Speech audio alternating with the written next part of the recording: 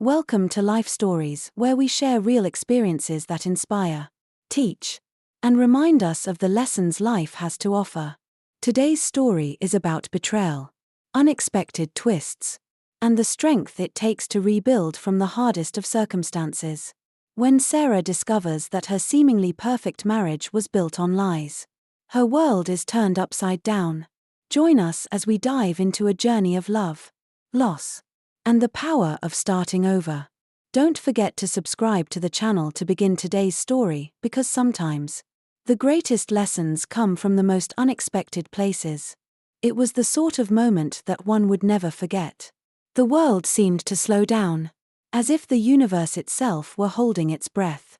I had just buried my father-in-law, a man who had always treated me with kindness and respect. His passing left a deep ache in my heart, a void that was hard to describe.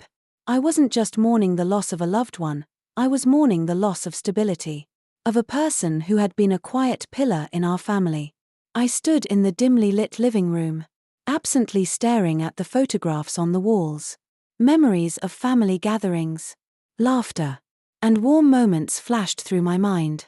But then, out of nowhere, I heard David's voice, calm yet surprisingly cold. "We need to talk," he said, his tone flat, almost detached. David, my husband of 5 years, had always been easygoing, a man who could make light of any situation. But there was something different about him now. As I looked at him, sitting casually on the couch with that smug, almost self-satisfied expression, I felt a knot tighten in my stomach. Something wasn't right. About what? I asked, trying to keep my voice steady. The heaviness of the moment was suffocating, and I wasn't sure I was prepared for whatever was coming next. He leaned back, his eyes never meeting mine as he spoke. "I've been thinking," he said, his voice unwavering, "and I think it's time we end things. I want a divorce." The words hung in the air like a bombshell, shattering the fragile calm that had settled around us. I blinked, trying to process what he had just said. Divorce. My mind raced, trying to make sense of it all. I had no idea where this was coming from. We had been through so much together. I had already lost so much with the death of my father-in-law, and now David was dropping this on me like it was nothing. "Why?" I whispered, my voice barely audible. "What happened?" He sighed and finally looked up at me, his eyes gleaming with a strange mixture of confidence and detachment. "It's simple," he said, almost dismissively. "I've inherited a lot of money. My father left me nearly $600 million. And frankly, I don't need you anymore. You've served your purpose." His words were like a slap to the face. I felt a surge of anger, followed by a wave of disbelief. The man I had loved, the man I had trusted, was now sitting before me, treating me like a mere stepping stone. All the years we had spent together, all the memories we had built, seemed to have meant nothing to him. I couldn't help but feel betrayed. He had only married me for convenience, hadn't he? A year ago, he had spoken of love and commitment, of building a life together.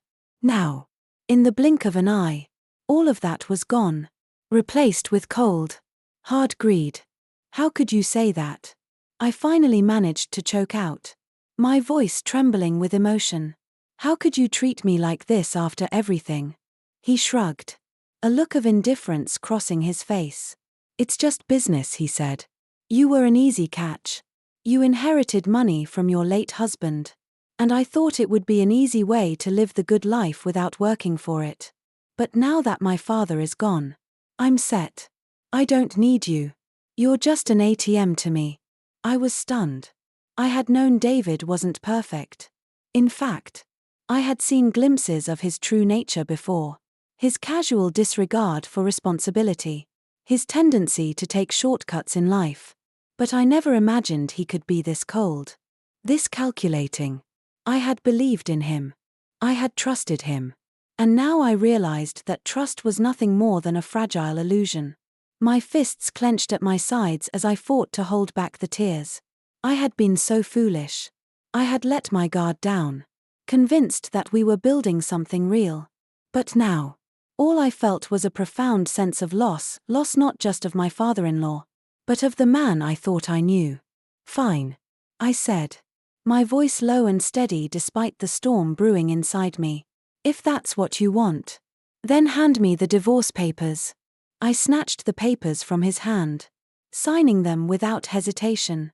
The act felt almost mechanical, as if my emotions had been stripped away, leaving only a shell of the person I had once been. As I handed the papers back to him, I tried to steady my breathing, trying to convince myself that this was for the best. David didn't look surprised. In fact, he looked smug, almost pleased with himself. "You're making this easy for me," he said, his voice dripping with satisfaction. "I'll file these tomorrow. Take what little you have left, and leave me to my fortune." I walked out of the house without looking back. As I stepped outside into the cool evening air, I felt a strange sense of calm wash over me. For the first time in what felt like ages, I felt free. But even as the anger began to fade, I couldn't shake the feeling that I had just stepped into the unknown. My life had been torn apart, and I was now forced to rebuild from the ground up. David would regret his decision. I knew that deep down. But for now, I was done, and I was ready to face whatever came next. Alone. As I walked out of the house that evening, the cool night air seemed to offer me a brief respite from the emotional whirlwind I had just endured. It wasn't just the loss of David that hurt, it was the realization that I had been living a lie for so long. All of it. The promises. The shared dreams. The hopes for a future together, none of it had been real. It had all been a means to an end for David. A way for him to secure his future without lifting a finger. But as I moved forward, I couldn't help but reflect on my past, on the events that had led me to this point, and how I had ended up in this marriage with David in the first place. I wasn't always like this. You know, my story didn't start with betrayal and heartache. In fact, it had begun like any other love story, full of promise and excitement. My first marriage had been a beautiful one, at least. That's what I had believed at the time. Michael, my first husband, was the man I thought I would spend the rest of my life with. We met when I was in my early 30s, and though we didn't have children, we were incredibly close. We shared everything, our hopes, our dreams, our fears. We were a team. But life has a way of throwing curveballs at us. And Michael's was a cruel one. 5 years ago, he died in a work accident. Just like that. One moment he was here, and the next, he was gone. I was left standing at the edge of a precipice, unsure of how to move forward. His death had left a void so deep that I didn't know how to fill it. I had to keep going. Of course, I had responsibilities. A job. A life that needed to be lived. But nothing felt the same. The pain was overwhelming, and I couldn't bear the emptiness that settled over me every time I came home. The house was quiet. Too quiet. I would walk in after a long day at work, only to be met with silence. I'd pass by the bedroom. The bed still neatly made, as if nothing had changed. I'd make breakfast for 2, and then feel the crushing weight of loneliness as I ate the second slice of toast, pretending it didn't matter. It was then that I started talking to David. I didn't mean to, really. But something about him, a strange warmth, a genuine interest in my life, made me feel less alone. I had known him for a while. We were business acquaintances at first. But over time, he became someone I could talk to.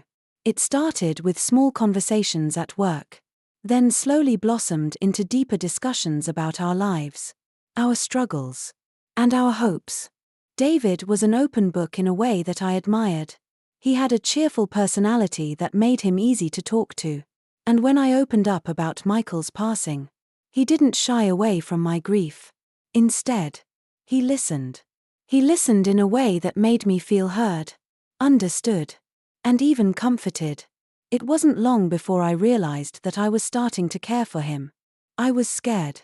Of course. It hadn't been long since Michael's death. and I didn't want to rush into something new. But David made me feel like maybe, just maybe, I could heal. And so, after a year of meeting outside of work, I decided to take a leap of faith. I started dating him. Even though a small part of me wondered if I was moving too quickly. Things moved fast. A month into our relationship, David asked me to marry him. I hesitated at first. It had been only a year since Michael's death. I felt like I was betraying his memory, like I was rushing into something that I wasn't ready for. But David was persistent. And his arguments made sense. "We're not getting any younger," he said. "Why wait? We could have a great life together."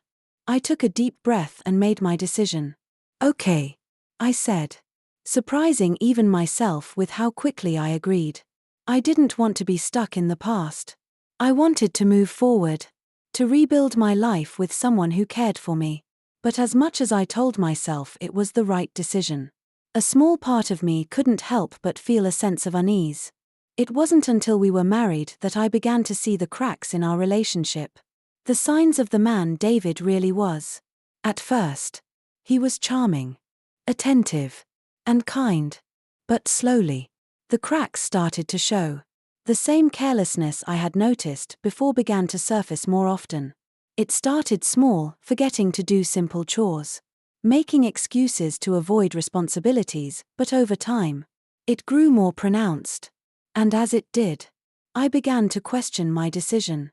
I had married a man who, on the surface, seemed to have everything in order.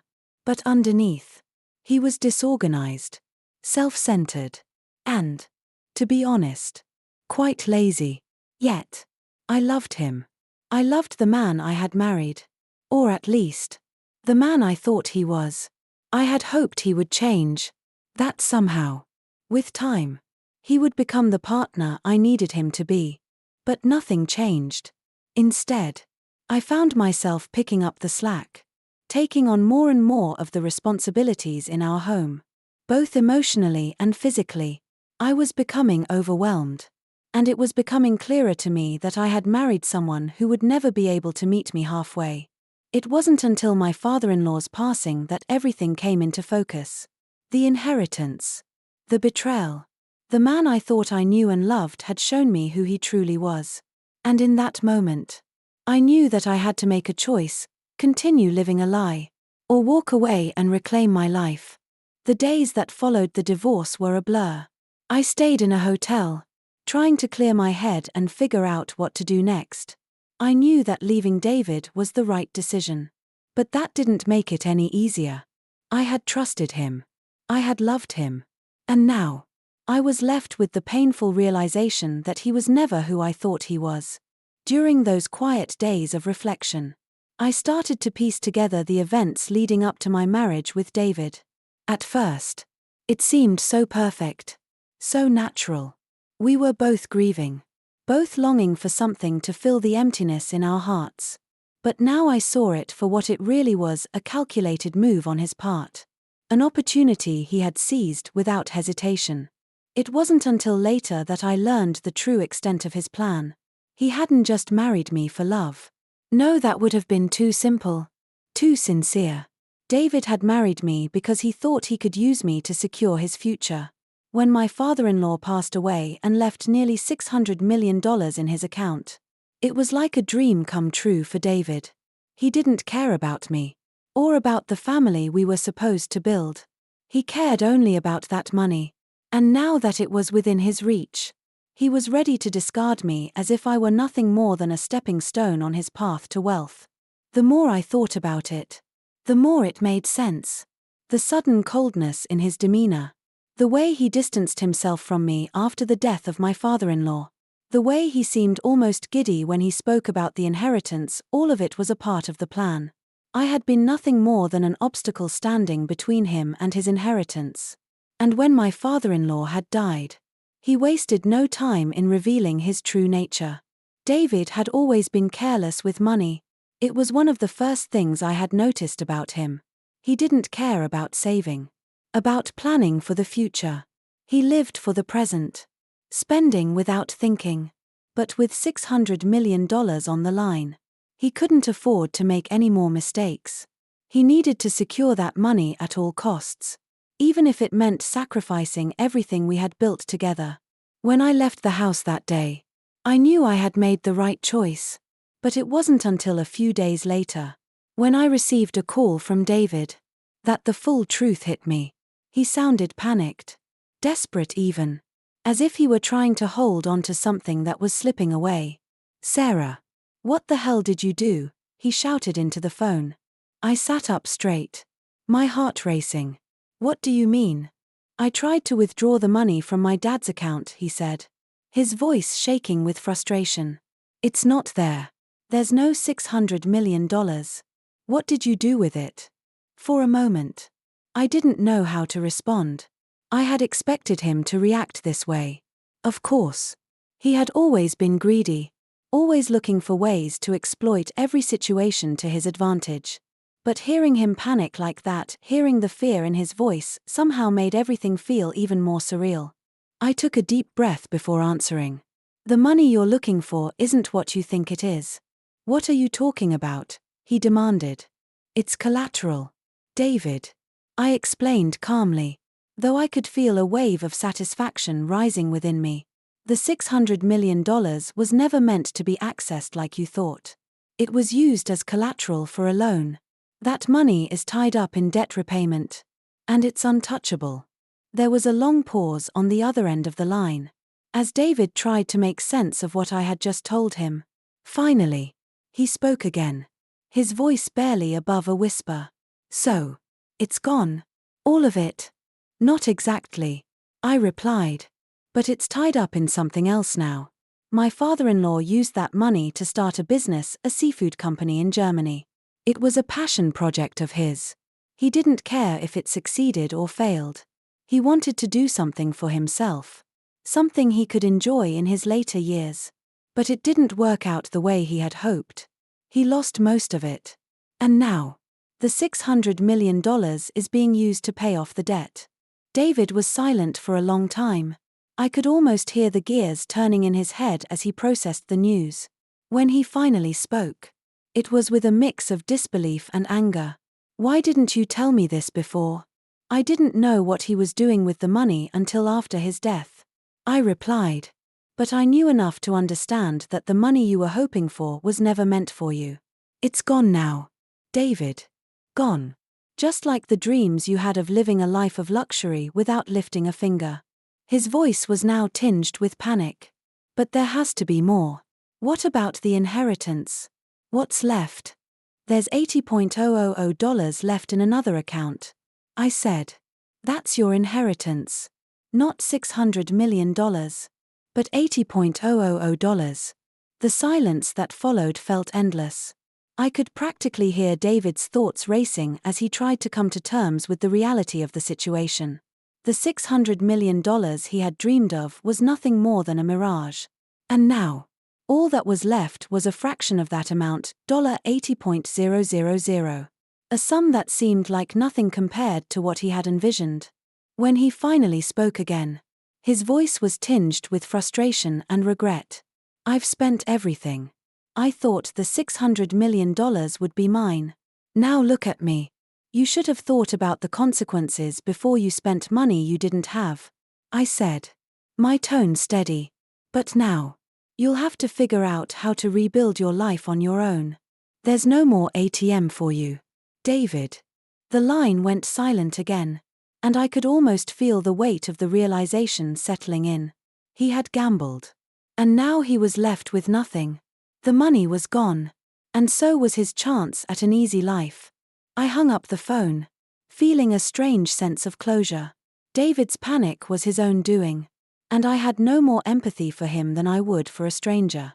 As I looked toward my future, I knew that I had made the right decision. The $600 million was a fantasy, a dream that had turned into a nightmare for both of us.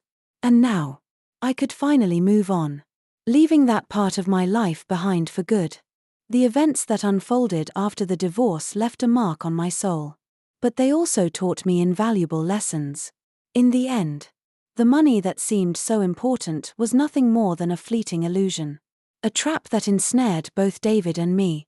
While he scrambled to salvage what was left of his misguided dreams, I realized that my true wealth wasn't in any bank account or inheritance, it was in the freedom to live my life on my own terms. After everything, I found a sense of peace that had been long missing. My father-in-law's wisdom, though subtle, had been a guiding light in my life. His focus wasn't on material wealth, but on doing what brought him joy, regardless of the cost. And as for me, I decided to honor his legacy, not by holding on to money or possessions, but by building a life based on integrity, hard work, and the relationships that truly mattered. As I began to rebuild, I realized that I didn't need anyone else to define my happiness. The journey was mine to take, and for the first time in a long while, I felt empowered. My future was no longer about the inheritance or the man who tried to use me. It was about forging ahead, embracing my independence, and cherishing the lessons learned through the pain. Thank you for following my story. Life has a funny way of teaching us what we need to know, even when it's not what we expect. Don't forget to subscribe to the channel for more life stories. And remember, the best chapters are still to come.